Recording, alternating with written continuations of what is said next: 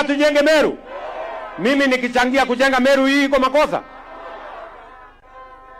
Sasa hiyo upuzi wa kwende kadaye kabisa. Tumeelewana hatuelewane bwana?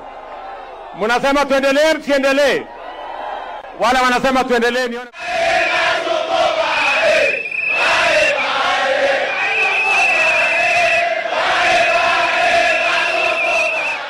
Ladies and gentlemen, President William Ruto visited Meru County today, which was on Saturday. Now, the reception that President William Ruto received is something that has currently triggered a whole lot of reaction, not only from the inner circle of the president, but also from Kenyans at large, who thought that Rigathi Gachagua's campaign strategy is something to joke with. But let me tell you, only one man is in jeopardy. The job of one Deputy President Kuthure Kindiki is currently at crossroads because President William Ruto, as we speak, has been so much humiliated in a field that he thought the reception would be warm and sweet for him. The reason why William Ruto went to Meru was not because he had something important to do there. It's because he knew the damage that Rigathi Gachagua's tour in Meru County is going to do to him in the year ahead of the year 2027 general election. So, as we speak right now, different clips have surfaced of the heckling that President William Ruto received in Meru County. And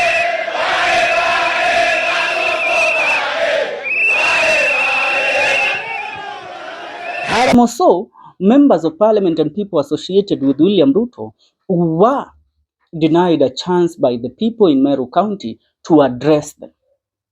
Are we together? Now, let's sit down and discuss how Kuthure Kindiki is currently losing it with William Ruto, and why William Ruto has told Kuthure Kindiki it's either something happens or you ship out, because there is no way in hell Kuthure Kindiki is going to get even a glimpse of a chance of becoming the running mate of William Ruto in the year 2027 if this trend that was unveiled today in Meru County continues. Now, here is where Kuthure Kindiki has failed. Kuthure Kindiki has failed in the Mount Kenya East as its kingpin. Why? As we speak, President William Ruto chose Kuthure Kindiki because he knew the Mount Kenya East block is a block that has a very high amount of votes, that even if he might lose some of the people, it won't go to a point that he can lose 50% and above. He thought that if it's to speak on the factor of 2027 in the Mount Kenya East, then the votes of Mount Kenya East block would be divided. Are we together? But that is not what is happening, because Kuthure Kindiki has failed in capturing the hearts of the people or the leaders of these regions. Here is the dynamics. In Embu County, Justin Muturi is a man that speaks for Rigathi Gachagua. And we know that Embu County became the most hostile ground for William Ruto after the impeachment of Rigathi Gachagua. And when Justin Muturi was kicked out of government as the Cabinet Secretary of Public Service, that now became the head of Ruto's association with Embu County.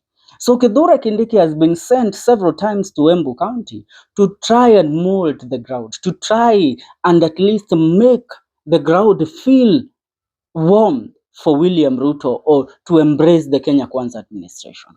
The governor of Embu County, Cecil Barire, on her head, she has been unable to convince the people of Embu that the Kenya Kwanza administration is the fit administration for them to continue being in behold 2027. And that is why she has also started the blame games and the fight between her and Kuthure Kindiki, claiming that there are people within the Kenya Kwanza administration that have been charging her and trying to undermine her as the chairperson of the UDA party. Tuko pamoja. Now, let's leave Embu County, because Embu County is gone from Ruto's hands. Embu County, if you count the number of votes that they have, it amounts to 500,000 or 600,000, 400 to 600,000 votes. Now, that is a small block that William Ruto has lost. But there is one place that William Ruto doesn't want to lose. If he loses Meru County, he has lost the Mount Kenya region. Now, let's get to the politics of Meru County. Meru County has three key political figures that are respected and that speak for the people of Meru County. Meru County is divided into three sub-tribes. The first one is Imenti, led by the former governor Kiraito Muronge. The second one is Tigania, led by the first governor of of Meru, and the PNU chairman, Peter Munya. And the third one is the Gembe, led by the former cabinet secretary of agriculture and the former Meru senator, Mithika Linturi.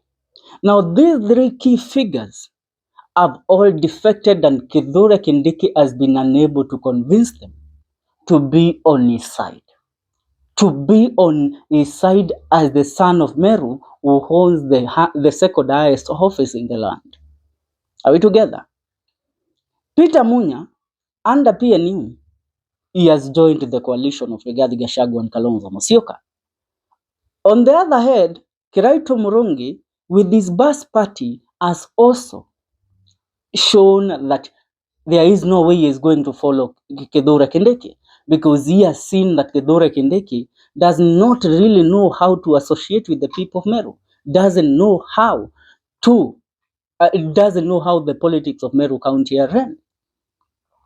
Apart from Kiraito Murongi, we have Mithika Linturi, an enigma too in the Meru region politics.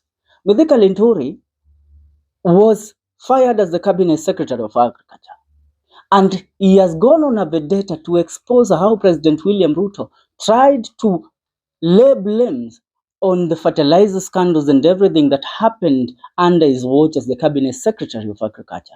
He has refused to be associated with Kuthure Kindiki and William Ruto. Remember, when William Ruto visited Meru County in the last 2 months, on his first visit in the Mount Kenya region since the impeaching Rigathi Gachagua, Ruto promised that he will meet with Mithika Linturi, he will meet with Peter Munya, and he will meet with Kiraito Murongi, and he will find a way to accommodate them in his Kenya Kwanza administration. But to our surprise, Peter Munya became the first to reject that offer. After rejecting that offer, Linturi also rejected the offer, and there followed Kiraito Murongi. So, losing these three figures support in Meru County for William Ruto and Kuthure Kindiki, it's over for them.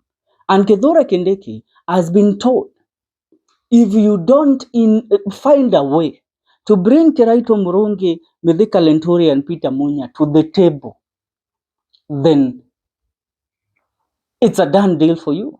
There is no way we are going to accommodate you.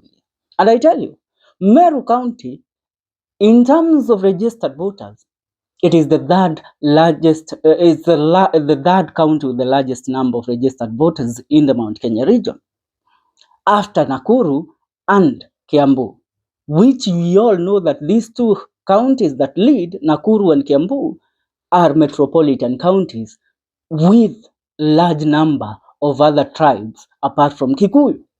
So which means Kiambu, if you were to count only Kikuyus, it would from 1.1 million votes, it would go to at least 600, 800,000 votes. On the other hand, Nakuru, the same. It would reduce from 1.2 million to about 700,000 votes. But in Meru County, if you look at the people that occupy that county, it's not a metropolitan county. It's a county that is occupied by the people of Meru. So about 98% of the people in Meru are Merians. And these people, according to the records of the year 2022 IEBC data, they have 800,000 votes. And then a huge chunk of them had not registered. So Ruto knows Meru County has over 1 million votes come the year 2027. So Kuthure Kindiki, what are you bringing to us? Chance of bye bye Kasongo bye. That is what Kuthure Kindiki is bringing to the table. I mean, now Kuthure Kindiki has been given one role by the president. Make sure that Meru County is back to the table on the Kenya Kwanza administration. Because if you don't, there is no place for you in the Kenya Kwanza administration, and you cannot be able to serve as the DP. Because even in his home turf, Tharaka Nithi County, which has about 600,000 votes, Kuthure Kindiki has been unable even to consolidate 5% of those people. I mean, the man even fears his own home county. Now that is the dynamics. And William Ruto has given an ultimatum to Kuthure Kindiki that by the time he returns in Meru, Kuthure Kindiki should ensure that people in Meru are singing the praises of the Kenya Kwanza administration. But if he fails in that, then it's gone for him. Gachagua outplayed them, where he went to Meru first and laid the ground narrative of the lies of William Ruto. So when William Ruto came, people had already been told who is coming. But now, that's what's up and that is what is happening. Please make sure you subscribe. This is the Kenyan Daily Report. Tell me what you think about the politics that are currently unfolding in the 254.